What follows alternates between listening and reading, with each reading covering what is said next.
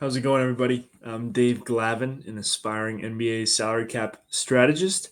And today I'm going to be discussing the most expensive roster for this upcoming season, the Cleveland Cavaliers, who I believe are heading into somewhat of a last dance for their core four in Donovan Mitchell, Evan Mobley, Darius Garland, and Jared Allen.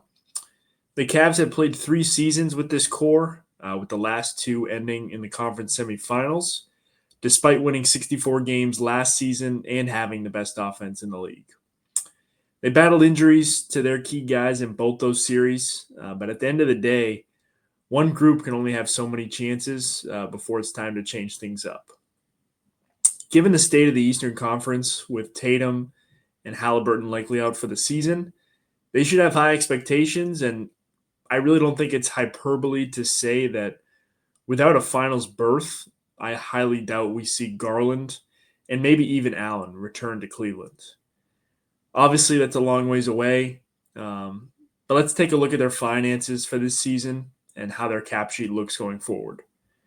Evan Mobley's 30% max begins this season, as that was part of his escalators in his rookie scale max. He won the Defensive Player of the Year last season, so that kicks in this year. I brought up a point in my last video, which was a reaction to the annual GM survey, that it's a bit backwards to me that teams face cap penalties when their players on rookie deals or rookie scale deals win awards or get selected to all NBA teams. That seems a little bit backwards just because you don't want teams rooting against their players being recognized for performing so well. But regardless, that salary increase is going to count against the cap and the tax. It puts Cleveland in a position where they have two 30% maxes starting this season, as Donovan Mitchell's 2+1 extension that he agreed to is beginning this year as well.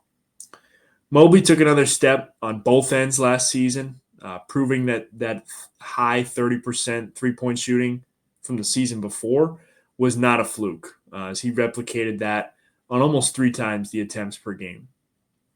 He split his time almost evenly between the 4 and the 5 spot, with Cleveland performing slightly better on both ends with him at the 5.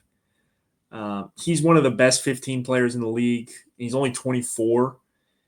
Can he handle more of a workload offensively? Him becoming a respectful three-point shooter makes the pairing with Allen more viable in a modern NBA offense, but I'm interested to see if there's more shot creation that hasn't been tapped into yet.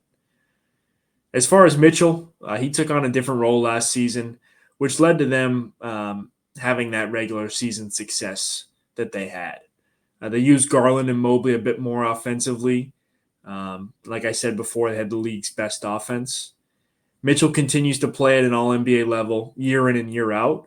But when is he going to get over that hump and make the deep playoff run? Obviously, he's had some incredible playoff moments and some unlucky injury luck. But as he enters his prime, I believe he's 28, it's time for him to make that run. I don't believe his ceiling is going to be maximized until they can get a better complement next to him in the backcourt. With Garland out to start the season, we're going to see in limited minutes, just based on his injury history, what Lonzo Ball looks like next to Mitchell. I think he's the ideal archetype for a Mitchell complement. Big, pass-first, defensive-minded point guard who has shown the ability to stretch the floor, but doesn't need the ball in his hands as much as Garland to be effective. That archetype is few and far between across the league, though. So I think if they were to make a move, and let me preface by saying I don't anticipate a Darius Garland move this season, but if for some reason they were to make that move, I think it could signal a shift to point guard for Donovan Mitchell. Per Cleaning the Glass, he spent nearly half his minutes last season at point guard. It was a 45-55 split, with 55 being at shooting guard, which actually decreased from the season before, despite their net rating being higher with him at the 1. They were 12.5 points better than their opponent per 100 possessions, as opposed to 9.4 with him at shooting guard, and this is last season. Offensively, their points per possession and effective field goal percentage dipped a little bit, but they were still in the 80th plus percentile. They didn't turn the ball over as much, while their offensive rebound percentage and free throw rate did dip with him at the point guard. I'm not as concerned with this because the numbers with him at shooting guard last season for these two categories were a bit of an outlier when you take a look at the other 2 years with this group. The significant benefits of having him at the one came on the defensive side of the ball. Cleveland jumped from the 59th percentile to 92nd in points per possession, 47th to 90th in effective field goal percentage, and 34th to 50th in offensive rebound percentage, with them just tending to foul a bit more than with him at the two. I believe these underutilized defensive gains are worth the slight offensive dip, and this should be tapped into more. If they are going to keep Garland, they're going to have to find ways to stagger their minutes a bit more. And I honestly think Mitchell should play more at the one than he does at the two. By no means do I think Garland is a bad player. I just think he's a bad fit next to the foundational pieces of this franchise. And they cannot waste any more time chasing a mold that has shown to be unsuccessful. In theory, with a big man duo of Mobley and Allen behind them, their defensive shortcomings should be protected. But I believe that their skill sets and weaknesses are too similar to reach the ultimate goal of winning a championship. And while they have had some regular season success, in the playoffs, you're only as strong as your weakest defensive link. And a guy like Garland, he just hasn't shown the ability to hold his own on that end of the floor when it matters the most. He's entering the third year of his rookie scale extension. Well-deserved all-star appearance last season.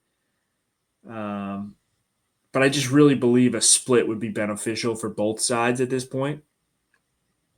I developed a framework for a potential deal. Again, I'm not saying this is likely to happen, but I just wanted to show what a deal could look like if he were to be traded. Cleveland would get Fred VanVleet, Dorian Finney-Smith, a 2029 Houston, Dallas, Phoenix first, the second most favorable of those three, and a 2030 Houston first-round pick swap.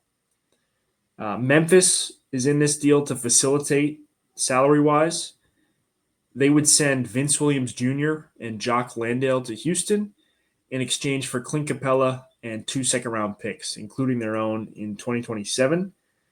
Cleveland would generate a $1.7 million trade exception and have some financial savings in the future, roughly $15 million in savings this season and $20 million next year when you take into account the luxury tax, and open up about $45 million in space in 27-28 if they want to pivot again around Mitchell and Mobley. Excuse me. I understand that Fred is out for the year, but he's going to bring championship experience to this locker room, which they desperately need. They don't have anyone on the roster that's won a championship, to my knowledge, and I think that means something. You know, a lot of teams have at least one guy who's won before, and who knows what it's like to be a part of a team that reaches the mountaintop. DFS, another guy who brings playoff experience, a valuable 3-and-D skill set, and provides insurance if guys like Dean Wade go down. Max Strus already hurt. Jalen Tyson might not be ready and able to play NBA minutes at really important times in the game this soon into his career. That 2029 first-round pick unlocks their ability to trade multiple first-round picks. One question I think I would get from this potential framework is that enough on paper for a 25-year-old all-star point guard? And the answer is probably no. But when you take into account the defensive upside of this group, if they were to move him, he's got 2 years, almost $90 million left on his deal. And Cleveland has this window open to make a run to the finals. So I think it's worth it, but I completely understand the other side where you just won 64 games. Don't mess anything up. You had some bad injury luck, and run it back. I get that side of it. Um, as far as Houston's side of it, after trading for Durant, I mean, they're in win now mode. Losing Van Vliet leaves a large gap in playmaking and 3-point shooting, and Durant's going to help fill some of that void.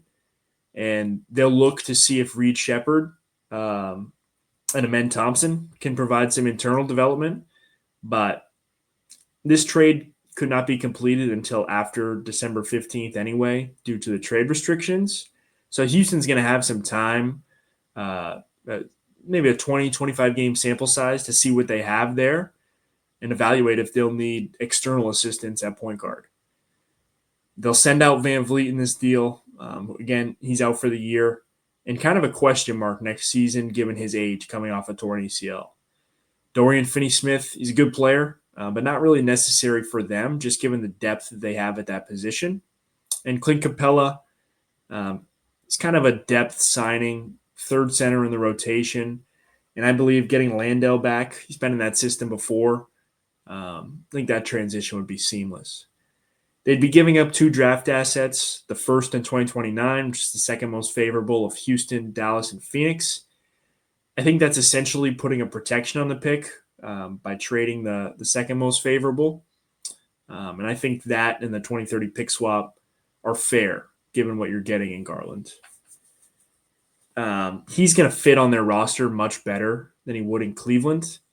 I don't think there's a better complement than Amen Thompson to him in the backcourt. But I do think Houston could be hesitant to stunt his development as a playmaker, just given the breakout that we saw last season. And if Shepard shows that he can play real minutes, again, I don't think this is an option they pursue. But Garland brings elite shooting, career 39% three-point shooter, and great playmaking skills as well. One question I could see being posed is, would there be enough touches on a team with Durant, Şengün, Garland, and Amen Thompson? I don't think it's the worst thing in the world if Durant's usage dips a bit, given his age and injury history. But I could see that argument as well, that there's just not enough to go around. Regardless, I think if Houston wants to use Fred's $25 million salary to go out and get another point guard, I think could be a target for them. Just one note for Cleveland in regards to any trade. I see a slight typo here. Because they're above the second apron, they cannot send out more salary. They cannot take in more salary than they send out, and they cannot aggregate salaries if that trade is going to result in them still being above the second apron, which, given how far above they are, it will be. So, can only send out one guy. I do find it a bit unlikely that after an offseason where they lose such a high usage player like Jerome, that they'll go ahead and move another high usage guy like Garland at the same position, potentially at the deadline. But I just don't believe in this group as a championship team with him as the starting point guard. Taking a look at the rest of their cap sheet, DeAndre Hunter is extension eligible, but I do not expect anything to get done, just given that we haven't seen a huge sample size of him with this team, and he still has another year left on his deal. I think he's going to get some extended minutes in the start of the year, just given that Garland and Strus are out. So I'm interested to see what he can do with this group as he becomes more familiar with them. Jared Allen's 3-year extension kicks in next season.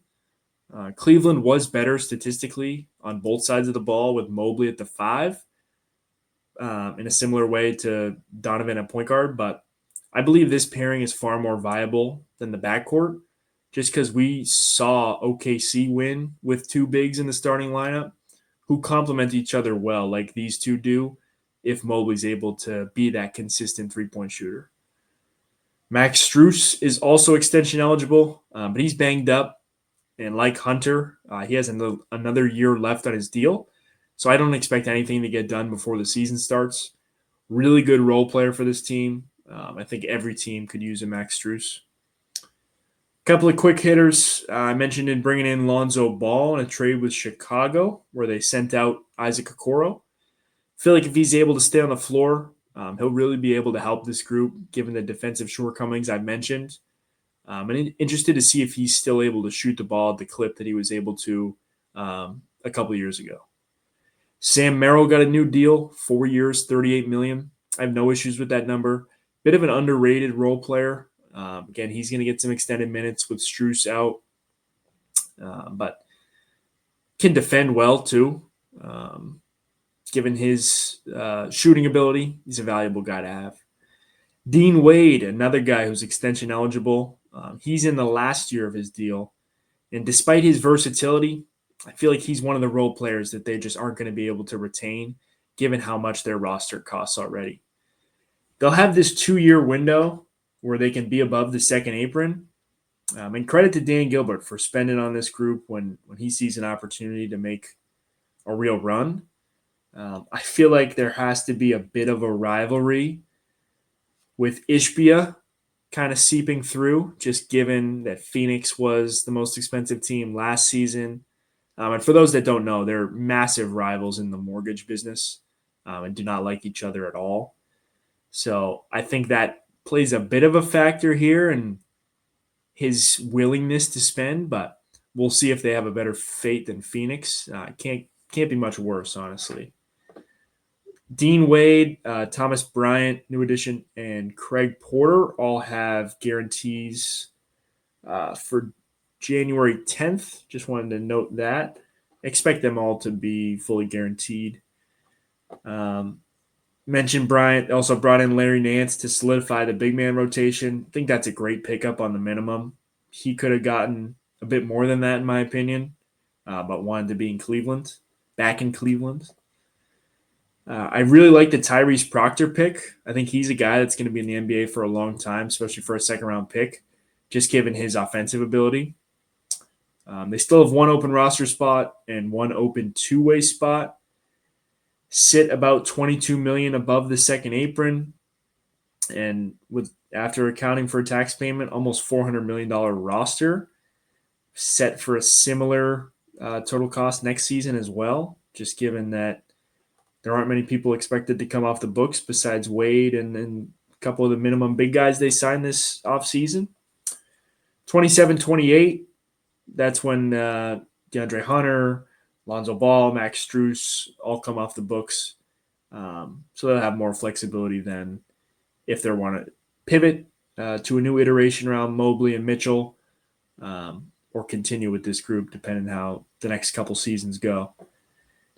They have one tradable first in 2031 with their 2032 pick being frozen right now because they're above the second apron. Their trade exception from trading George Niang last deadline is frozen as well. But I believe the one they generated this offseason with Okoro is active. I need to double check the ruling on that based on second apron rules. But I think if you generate them during a salary cap year, that those are still active. 5 second-round picks that they're able to trade. Depth is key in today's NBA. And even with one of the best top fours, top fives, if you include Hunter, in the league, they're able to go 9 or 10 deep. And I don't want my opinion on Garland to stray from the fact that this is one of the best teams in the league. I just question their ability to win the title given his defensive shortcomings. If they're able to strategize ways to kind of hide him better than they have in the past, I think that's going to be necessary if they want to reach the ultimate goal, which should be everyone's goal if you're building a team. I appreciate anyone who tuned in. Going to be back with another salary cap analysis soon, probably Portland. I'm really excited for their season, their future. But yeah, thank you to anyone who tuned in.